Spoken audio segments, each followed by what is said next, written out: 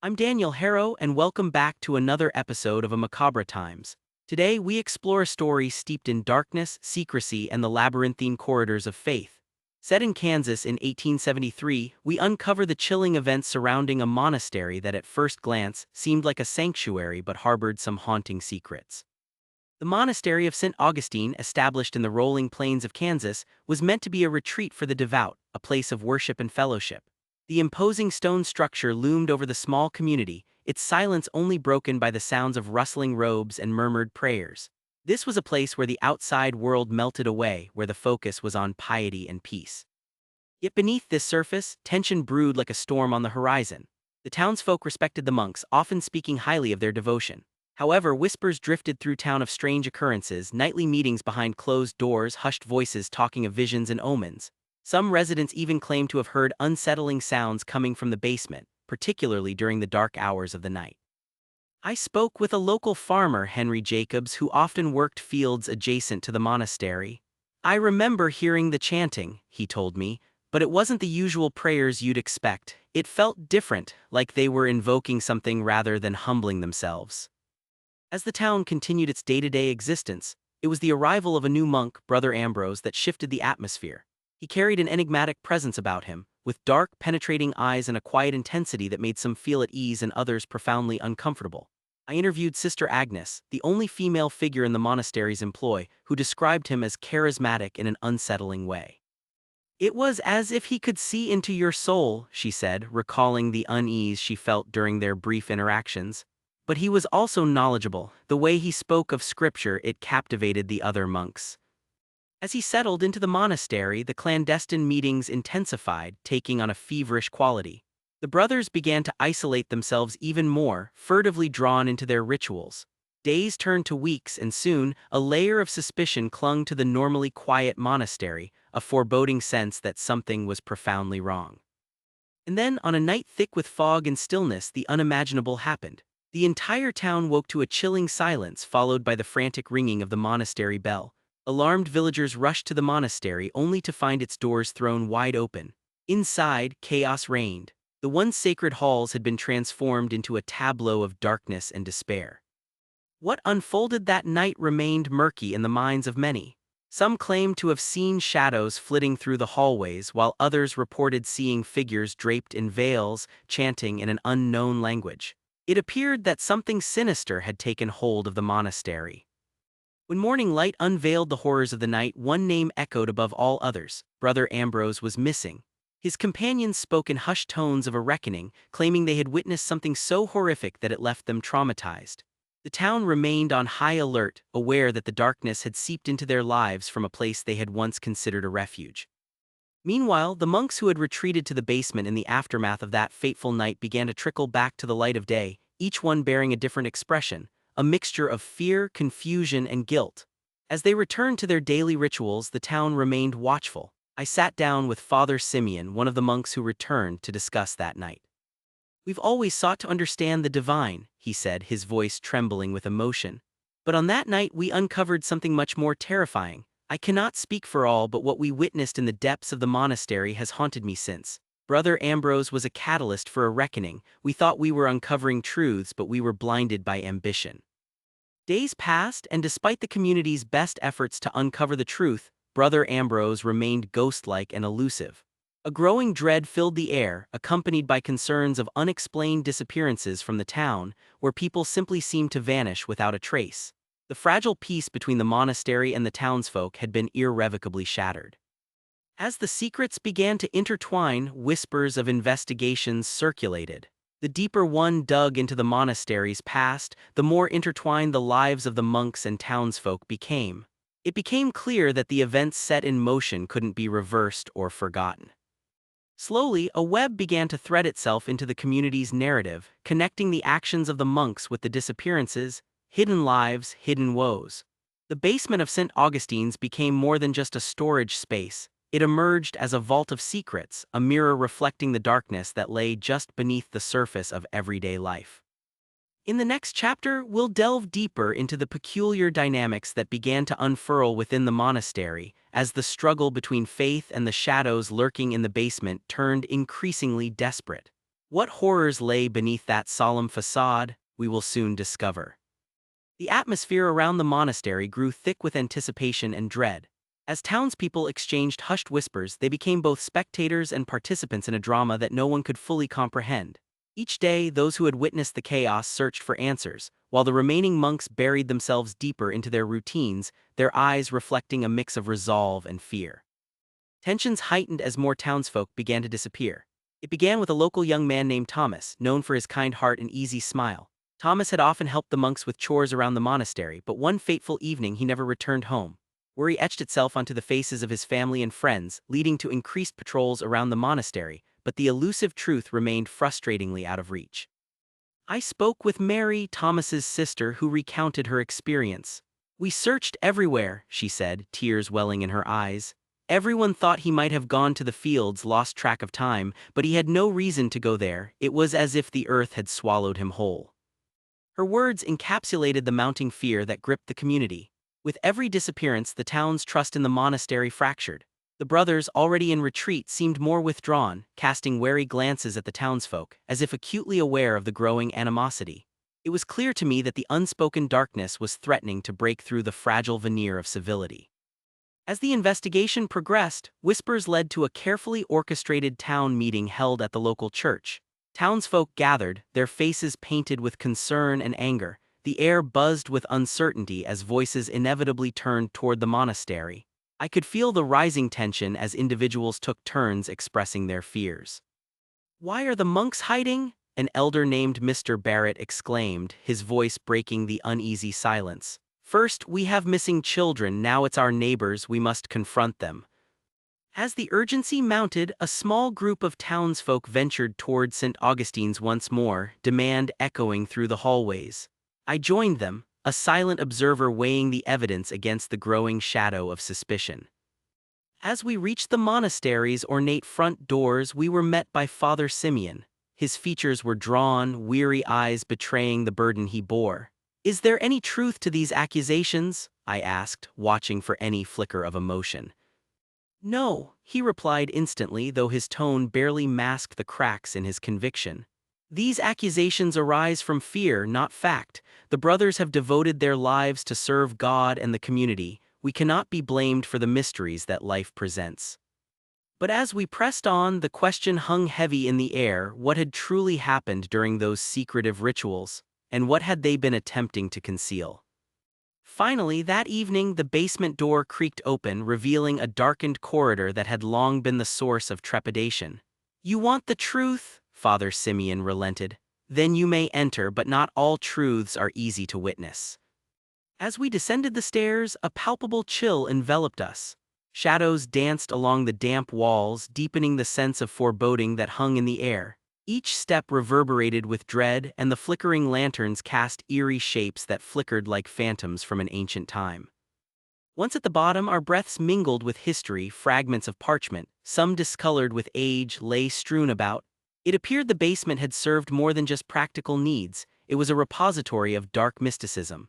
Voice after voice echoed in my mind, urging me to turn back, but curiosity propelled me further into that abyss. Then we stumbled upon a sealed chamber hidden behind a wall. As we pried it open, we were greeted by an atmosphere that pulsed with an unsettling energy. The walls were etched with strange insignias and symbols that even my eyes struggled to comprehend. In the center, an altar stood, cluttered with faded texts and worn trinkets.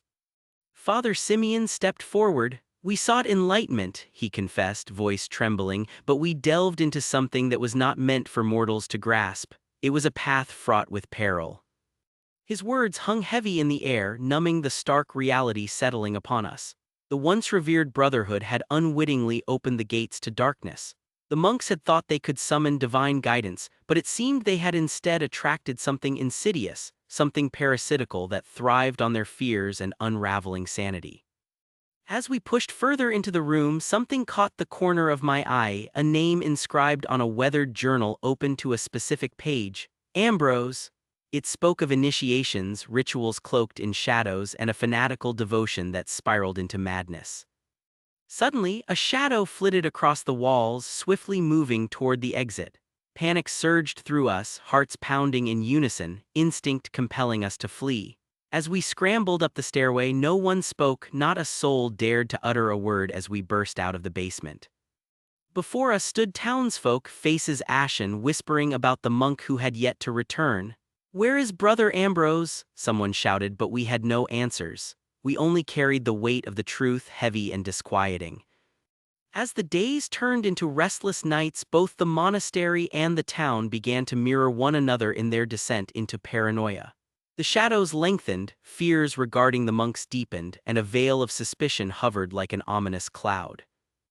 In the quiet of that autumn, the lines separating the righteous from the malevolent grew increasingly blurred. But before we could piece together the fragments of what had happened, a deeper turmoil awaited us, poised to unleash horrors long kept hidden. In our next chapter, we will uncover just how far the darkness in St. Augustine's had crept into the hearts of both the monks and the townsfolk, as the consequences of their deepening secrets began to spiral dangerously out of control. The balance between faith and fear was about to tip, and the fallout would touch everyone. The haunting descent into the unknown was just beginning.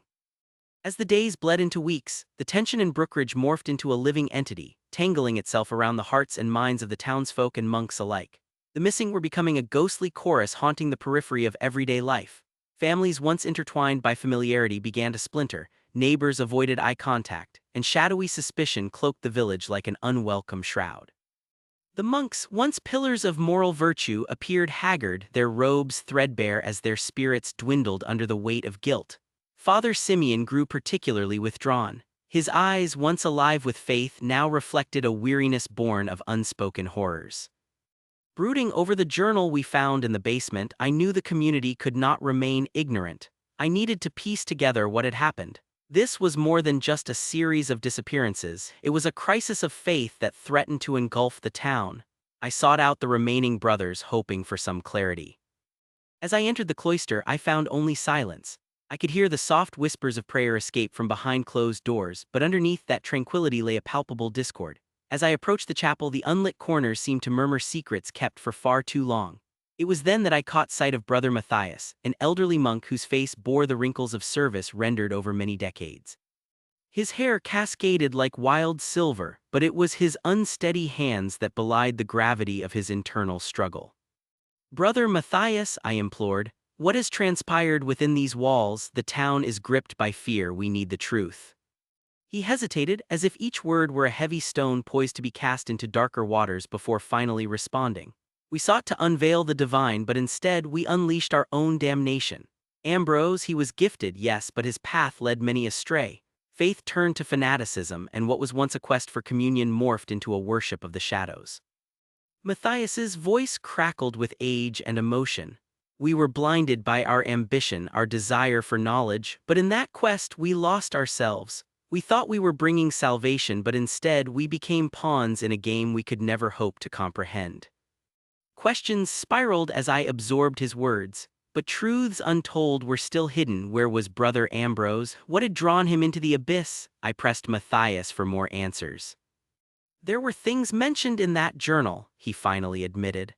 "Ambrose believed he could commune with powers that lay beyond our realm. He wanted names, places, truths that were hidden, and during one of those rituals, he vanished." That revelation reverberated through me. The weight of those words painted a grim picture of failed aspirations and broken bonds.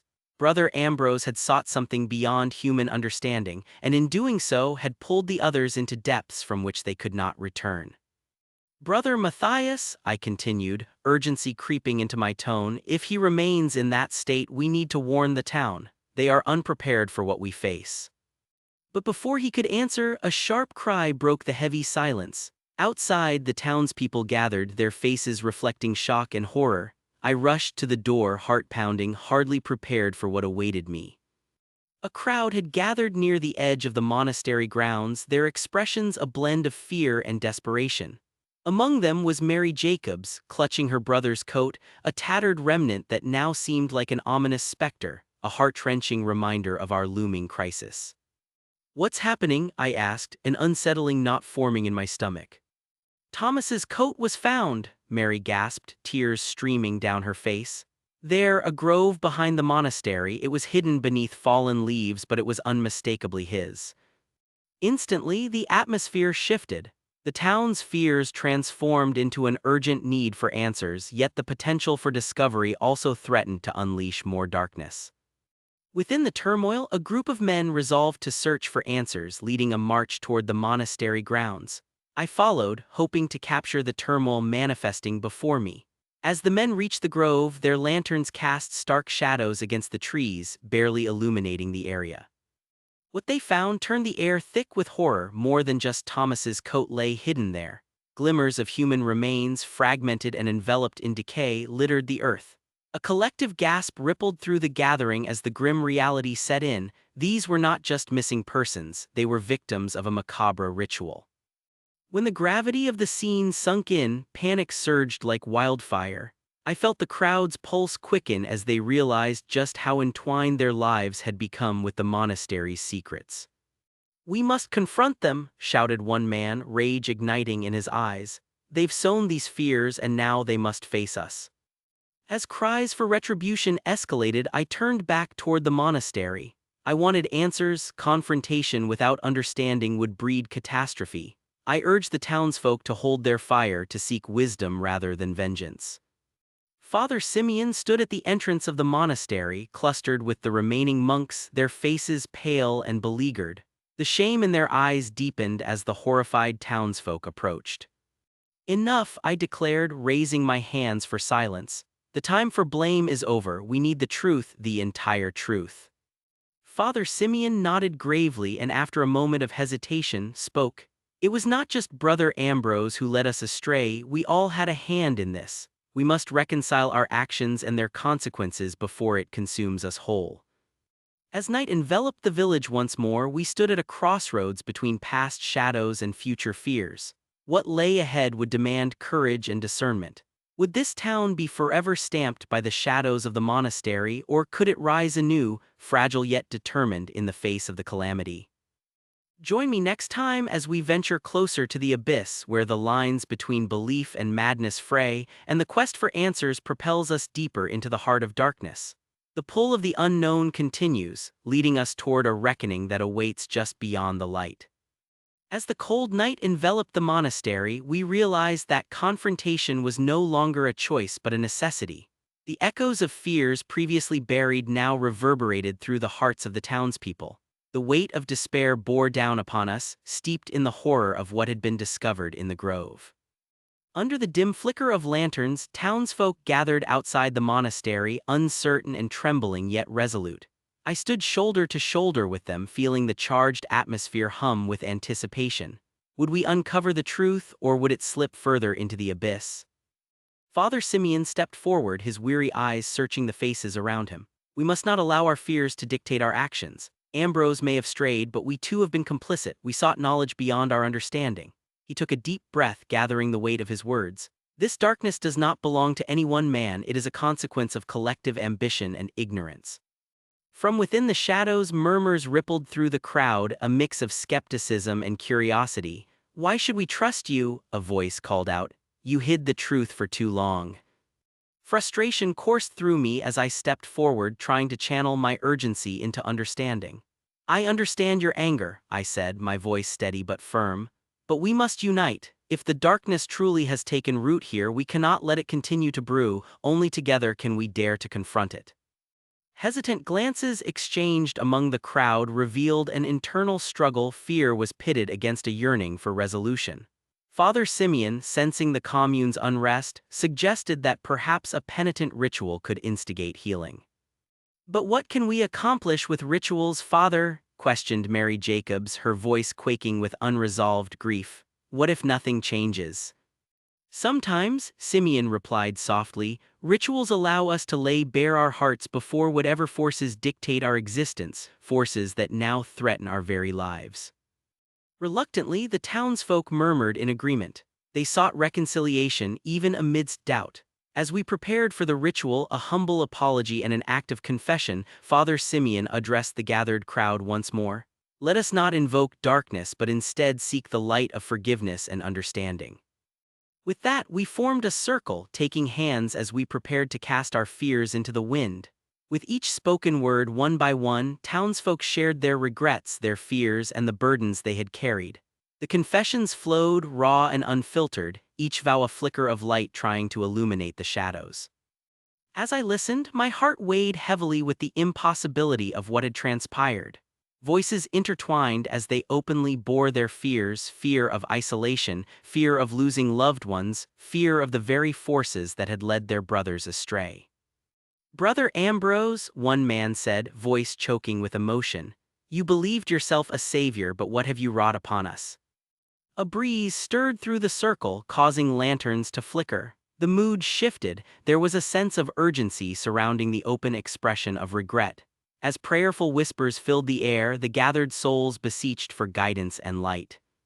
But just as we began to find our way through the darkness together, the ground shook beneath us. A tremor, lasting but a moment, yet enough to send vibrations of fear rippling through the gathered crowd. A collective gasp echoed, hearts racing, eyes wide in shock. "It's the monastery," someone shouted. "Something is happening inside." The gathered townsfolk, fueled by adrenaline and fear, surged toward the monastery, hearts pounding in unison. As we arrived, an unsettling sight met us. The wooden doors stood ajar, swaying gently like a heartbeat, drawing us inside. My instincts screamed caution. "We should not go in," I urged, but the desperate need for answers propelled us forward. Inside the darkened hall, an eerie glow emanated from the very basement we had explored before. Shadows danced along the walls, flickering like warning signals, beckoning us deeper into the heart of the darkness we had sought to confront. As we descended once more into that chilling abyss, the air thickened. The remnants of rituals long buried beckoned us, mingling with the echoes of the past, where those who had sought enlightenment had mapped their descent into darkness. Then we rounded a corner, and the sight that met us took our breaths away. The altar was illuminated, surrounded by fragments of the torn remnants of the journal we'd discovered. Figures more than just shadows stood around it, cloaked in darkness, faces obscured but movements sharp and resolute. "Brother Ambrose," Father Simeon's voice broke through the fear, an invocation that hung heavy in the air. "You return." A figure stepped forward, draped in shadows, yet the likeness was unmistakable. It was Brother Ambrose. He appeared both familiar and transformed, an embodiment of both the holy and the horrific. "Foolish mortals," he began, voice a deep, resonant echo blending charm with malevolence. "You think you can sever yourselves from the path set before you. You invited these questions into your lives, and I have merely answered them." His presence enthralled many. Some stood, transfixed, as the alluring darkness sought to pull them into a maelstrom of desires unfulfilled. "This power," he continued, gesturing to the altar, "is freedom.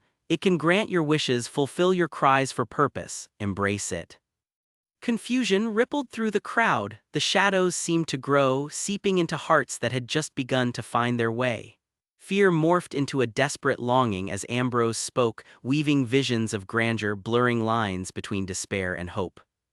Yet through that whirlpool of uncertainty, I could hear the echo of the townsfolk, fears voiced during our circle, prayers for forgiveness, and the longing for light.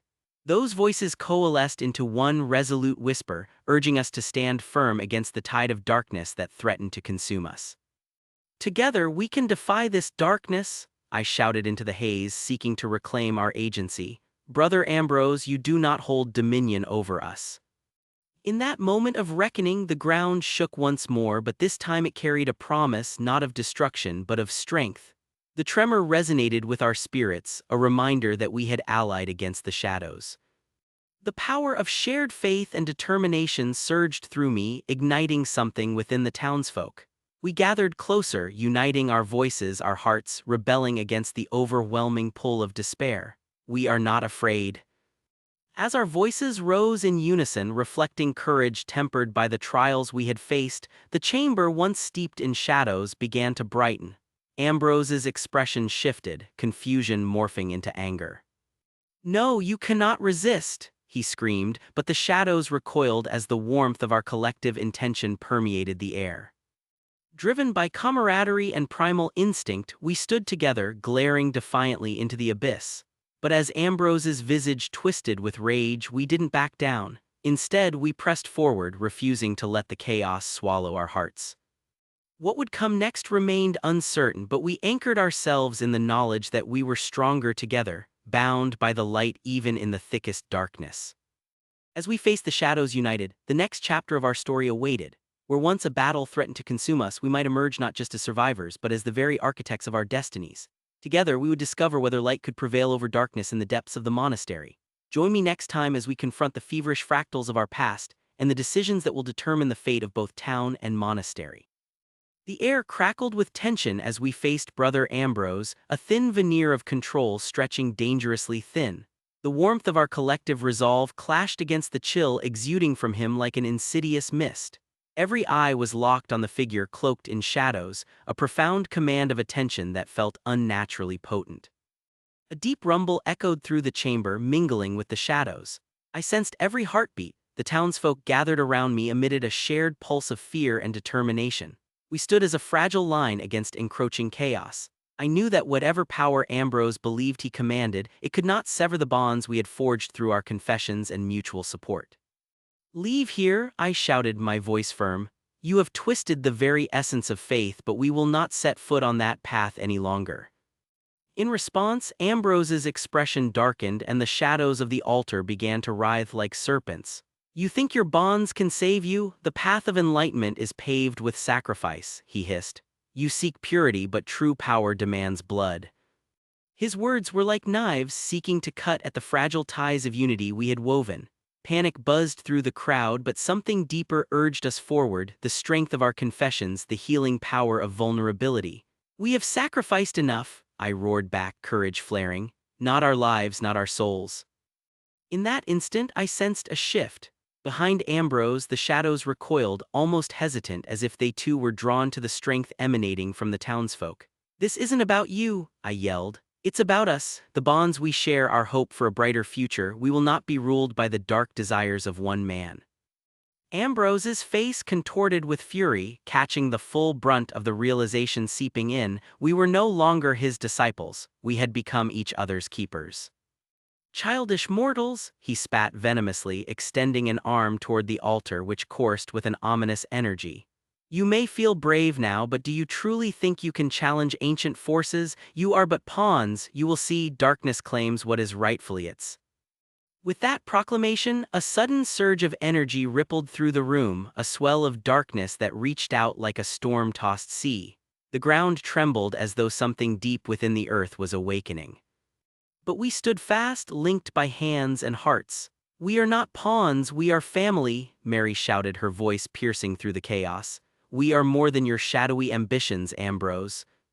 Her assertion struck a chord within the gathered minds, igniting a sense of unity fortified by true understanding. One by one, the townsfolk began chanting, a chorus of resolute voices gathering strength. "We choose light, we choose each other." The shadows writhed, encircling Ambrose like tendrils of smoke, pulling at him as if afraid of being thrust into the fire of our collective spirit. His defiance became frantic, echoing against the walls as disbelief painted his features. But determination and decision were already pushing through the gate of fear. "The past cannot anchor us," I declared, my voice reverberating alongside the others. "We are more than our mistakes, we claim our future." As we echoed this declaration, the shadows hesitated, quivering before us, clawing against Ambrose's grasp. I seized the moment to step forward, to reach for whatever remnants of humanity still flickered in his eyes. "Brother Ambrose, you can stand with us, you can reclaim your spirit." For a split second, confusion clouded his features. The pulsing energy around the altar flickered, a fleeting lapse of control. Could the pull toward light drown out the siren call of the shadows? "You are lost," I said, resolute, "but we can guide you back if you let us in." Ambrose's eyes darted, trapped between the edges of light and shadow, a fierce battle waging within. "No!" he screamed, rage breaking free in a final act of desperate resistance. With a violent wave, he hurled darkness toward us, but it faltered as the radiant energy of our unity met it head-on. The two collided, creating ripples like the surface of a pond disturbed by a stone. The chamber erupted in a display of blinding light, illuminating the obscured corners, revealing ancient inscriptions along the walls. The very fabric of the hallway trembled, desperate in its choices. In that brilliance, I felt the shackles of doubt break within me and around me. Those layers of fear peeled away, exposing something pure beneath. We were more than mere mortals caught in an eternal struggle. We were vessels of hope, and shadow could never hold dominion over us. With a roaring cry, the darkness receded, revealing a figure once cloaked in mystery now transformed. Ambrose staggered backward, the malevolent energy dissipating around him, revealing a spirit caught between submission and redemption. We pressed forward, refusing to let him sink back into shadows. Together, we formed a circle tighter than before, our breaths synchronizing, hearts merging in one collective plea for illumination. "Brother Ambrose," we chanted, voices harmonizing into a melody of hope. "Join us, return to us." Gradually, as if guided by an unseen hand, Ambrose lowered his head, his features softening, the malice of shadows beginning to melt away. I can't," his voice trembled, a fragile whisper. But the grip of the light surged, surrounding him, pulling him toward us. "You can," I replied, conviction ringing in my tone. "We all can." And then, as if the heavens aligned, a beacon of light enveloped the chamber, illuminating every crevice with warmth. The shadows shrieked in retreat, dissipating into the corners, as Ambrose's eyes flickered with the recognition of his own humanity. Together we stood there, Brother Ambrose stripped of his burdens and the townsfolk united in the fragility of our shared existence. In that moment, I knew we had acted not just against the shadows of the monastery but against the shadows in our hearts. We became the architects of healing, ushering in a new dawn not just for the monastery but for all of Brookridge. What would come next would demand us to rebuild, to honor those who had been lost and confront the darkness once more, now armed with light. As we walked out from that chamber, the monastery whispered of a journey ahead, one that would require courage, resilience, and the continued strength of our unity. Join me next time as we weave through the aftermath of our confrontation, exploring how the light we crafted from darkness could transform not just our individual lives, but the very essence of the community we had forged together. In confronting shadows, we would discover the powerful legacy of strength and redemption. Emerging from the depths of the monastery, we stepped into the light, feeling the weight of the night begin to dissipate. The air was charged with transformation, a palpable sense of rebirth woven through the fabric of Brookridge. As dawn's first light broke over the horizon, illuminating the town with hues of gold and warmth, I sensed that we were no longer just survivors of shadows. We had emerged as a community knit tighter by the threads of shared trials. Brother Ambrose, no longer cloaked in darkness, walked among us humbled yet hopeful. His redemption would not come without its own challenges, but whatever darkness had taken root within him was now tempered by the collective resolve of those who had once feared him. As we all linked our arms, light seemed to arc around us, blending history with possibility, a foreshadowing of what was yet to come. In the following weeks, Brookridge found a rhythm, one that echoed a new pattern of resilience. We held vigils for those we had lost, honoring Thomas and others who had been claimed by shadows. Their names became a testament to our journey, a bittersweet reminder that darkness lurks in hidden corners yet could be met with unwavering strength. Sister Agnes took it upon herself to initiate dialogues between the townsfolk and the monks, seeking to bridge the chasm widened by fear. "The past cannot be undone," she stated with compassion, "but together we can sow new seeds for the future." Workshops blossomed from those conversations where we began to articulate our fears and hopes, crafting pathways toward reconciliation. In time, the monastery transformed its purpose. Where once it had stood as an ominous structure, it became a beacon, welcoming all who sought refuge, solace, or understanding. Ambrose took a leading role in the new community initiatives, working to extract healing from the ashes of despair, a symbol of our collective metamorphosis. Yet, even as the town flourished, I knew that shadows would always be a part of our narrative. The scars of what had transpired would never fully fade. However, they served as reminders of the strength we had gleaned. One evening, as the sun dipped below the horizon, I stood at the threshold of the monastery, gazing at the faces of my neighbors, friends forged in fire. There was laughter, shared stories of resilience echoing through the air. I recalled the moments long past, the whispered fears, the cries for help, and the shadows that had once threatened to consume us all. As I watched Ambrose share a laugh with the children, the light of hope radiating through our community, a sense of peace filled the empty spaces of my heart. We had not merely vanquished darkness, we had crafted a legacy and understanding. The experiences would not define us, rather they would guide us as we faced whatever new challenges lay ahead. In resilience, we found a home, and in understanding, we built a future. Brookridge had transformed from a town gripped by fear to one that chose light. As I walked away from the threshold, I took a deep breath, letting it wash over me, gratitude swelling within. Our past had forged us into a family bound not only by blood but by shared experience and commitment to rise against whatever darkness may come. In closing, I reflect on what lies in the hearts of the people, an eternal flame defiant against the night. Because what hides behind a perfect smile can be the darkest secret of all, but it can also be the light that guides us home.